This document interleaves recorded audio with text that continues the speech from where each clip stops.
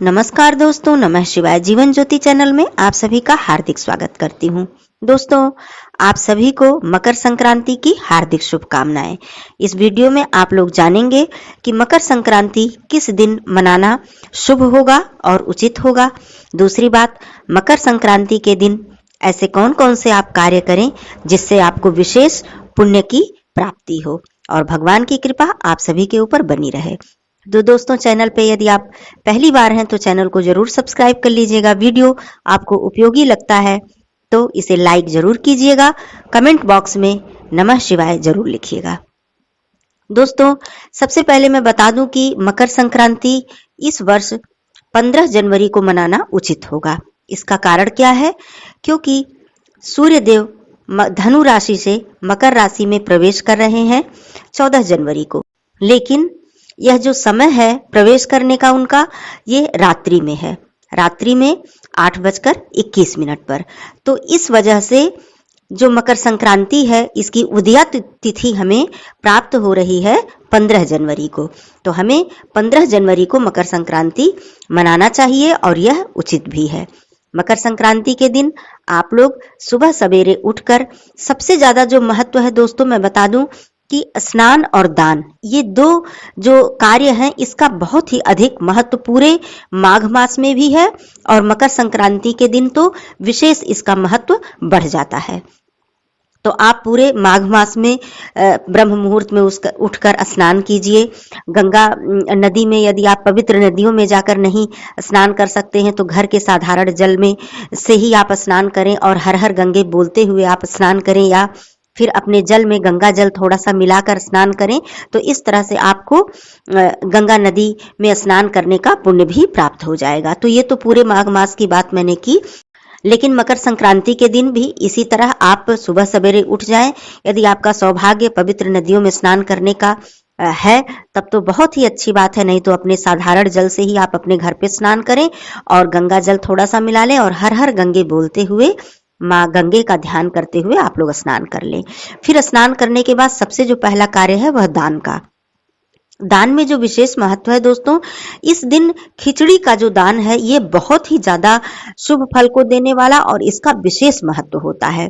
तो खिचड़ी आप लोग उड़द की दाल और चावल, इन दोनों को मिलाकर, वैसे तो जब हम लोग दान करते हैं, अन्नदान करते हैं, तो इस तरह से अलग अलग दाल चावल या जो भी जितनी सामग्री होती हैं, सब्जियां अलग अलग, लेकिन इस मकर संक्रांति में आप लोग ये विशेष ध्यान दीजिए कि खिचड़ी को मिलाकर, दाल और चावल, उड़द की दाल को और चावल को मिलाकर दान किया जाता है।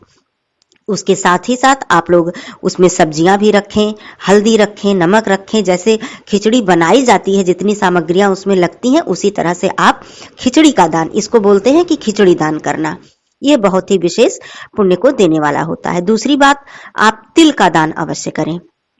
इस दिन आप तिल का दान अवश्य करें। आप घर पर भी दान कर सकते हैं, किसी मंदिर में जाकर दान कर सकते हैं, किसी गरीब को दान कर सकते हैं। दूसरी चीज, दान करने के बाद खिचड़ी का सेवन करना भी बहुत ही पुण्य को देने वाला। अब स्वयं भी सेवन करें, किसी ब्राह्मण को यदि खिचड़ी बनाकर आप खिलाएं, किसी गरीब को बनाकर खिलाएं, ये भी बहुत ही शुभ फल को देने वाला बताया जाता है। दूसरी चीज, मकर संक्रांति के दिन सुबह लगभग 7:30 बजे से लेकर शाम को 5:30 बजे तक आप दान, स्नान दान का पूरी तरह से पुण्य काल है। आप इसके दौरान, इस बीच में आप स्नान भी कर सकते हैं, दान भी कर सकते हैं। स्नान इसलिए मैं बोल रही हूँ कि यदि आप किसी संगम में जाकर स्नान कर रहे हैं, पवित्र नदी में, तो वहां थोड़ा देर भी हो जाए तो कोई बात नहीं है। आप यदि घर पे कर रहे हैं तो सुबह सवेरे आप स्नान कर लें, दान कर लें, पूजा कर लें। और दूसरी बात, सूर्य देव को जल देना, ये कार्य भी बहुत महत्वपूर्ण है। अब सूर्य देव को जल देने के लिए आप तांबे के लोटे में, जल में आप तिल जरूर मिलाएं, उसमें तिल जरूर डालें, लाल पुष्प जरूर डालें, लाल जो चंदन होता है, रोली, उसको डालें, और गुड़, सूर्य देव को अर्घ देते समय गुड़ अवश्य डालना चाहिए। जैसे कहा जाता है कि जल में कुछ मीठा मिला लें, तो मीठे में आप चीनी के जगह गुड़ मिलाएं, क्योंकि गुड़ जो है ये सूर्य देव के कारक भी हैं। जो गुड़ खाने से हमारे सूर्य भी मजबूत होते हैं। तो इस तरह से उनके जल में गुड़ डालकर आप अर्घ्य जरूर दें मकर संक्रांति के दिन, और हमेशा दें। और पूरे माघ मास में जब भी आप सूर्य देव को अर्घ दे रहे हैं जब सुबह, तो आप तिल जरूर डाल लें, क्योंकि पूरे माघ मास में तिल का बहुत ही ज्यादा महत्व होता है। तो आप मकर संक्रांति में ये कार्य जरूर करें, विशेष पुण्य को प्राप्त करें। भगवान श्री हरि विष्णु भगवान जी की पूजा करें, भगवान श्री कृष्ण जी की पूजा करें, भगवान श्री सूर्य देव जी की पूजा करें और ब्राह्मण को दान अवश्य दें, कुछ दक्षिणा साथ में अवश्य दें। आपको ये वीडियो उपयोगी लगा हो तो लाइक जरूर कीजिएगा। फिर मिलती हूँ अगले वीडियो में, तब तक के लिए धन्यवाद। नमः शिवाय।